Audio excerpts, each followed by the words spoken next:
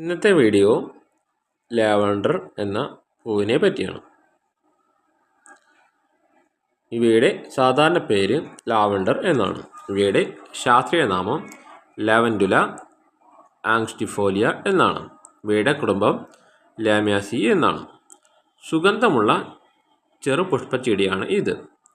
നീളം കൂടിയ നാഴിക ഇലകൾ വെള്ളച്ചായം കലർന്ന പച്ച നിറമാണ്. പർപ്പിൾ വയലറ്റ് നിറത്തിലുള്ള ചെറിയ പൂക്കൾ കൂട്ടമായി വിരിയും. ധാരാളം സൂര്യപ്രകാശം ആവശ്യമാണ്. വെള്ളം നന്നായി ഒഴുകിപ്പോകുന്ന മണൽ മിശ്രിത മണ്ണും ഇവർക്ക് ആവശ്യമാണ്. തണുത്ത വരണ്ട കാലാവസ്ഥ കൂടുതൽ അനുയോജ്യമാണ്. വെള്ളം അധികം കൊടുക്കരുത്. മണ്ണ് അല്പം ഉണങ്ങിയ ശേഷമേ വീണ്ടും നനയ്ക്കൂ. 2-3 മാസത്തിലൊരിക്കൽ ജൈവവളം ചേർക്കാം. എത്തിച്ചതിന് ശേഷം 3-6 മാസത്തിനുള്ളിൽ പൂക്കൾ വിരിയും. പൂക്കൾക്ക് മനോഹരമായ സുഗന്ധമുണ്ട്. വിത്തുകൾ വഴി തണ്ട് നട്ട് വഴിയും വളർത്താം.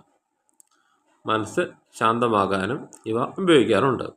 ഉറങ്ങാൻ സഹായിക്കാനും ഇവ ഉപയോഗിക്കാറുണ്ട്. തലവേദന, മാനസിക സമ്മർദ്ദം കുറയ്ക്കാനും ഇവ ഉപയോഗിക്കുന്നു. സോപ്പ്, പെർഫ്യൂം, മസാജ് എണ്ണ എന്നിവയിൽ ഉപയോഗിക്കുന്നുണ്ട്. ലാവൻഡറിൻ്റെ പൂവ് ഉണങ്ങിയതിന് ശേഷം വിത്തുകൾ രൂപപ്പെടുന്നു. ഇവ മണ്ണിൽ വീണാൽ പുതിയ ചെടി വളരാൻ തുടങ്ങും. ആവശ്യമായ ഈർപ്പവും ചൂടും ലഭിക്കുമ്പോൾ 7-15 ദിവസത്തിനുള്ളിൽ വിത്തുകൾ മുളയ്ക്കും.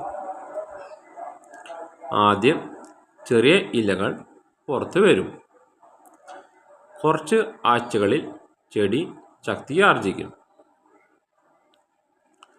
കൂടുതൽ ഇലകളും ശാഖകളും വളരും. പൂർണ്ണമായി വളരാൻ സൂര്യപ്രകാശം ഇവർക്ക് ആവശ്യമാണ്. 3-6 മാസത്തിനുള്ളിൽ പൂക്കൾ വിരിയാൻ തുടങ്ങും.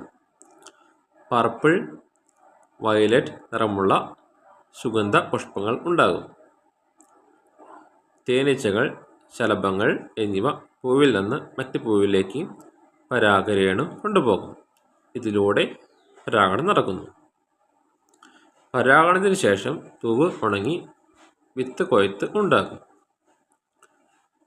വിത്ത് വീണ്ടും മണ്ണിൽ വീണ് പുതിയ ചെടികളായി വളരും.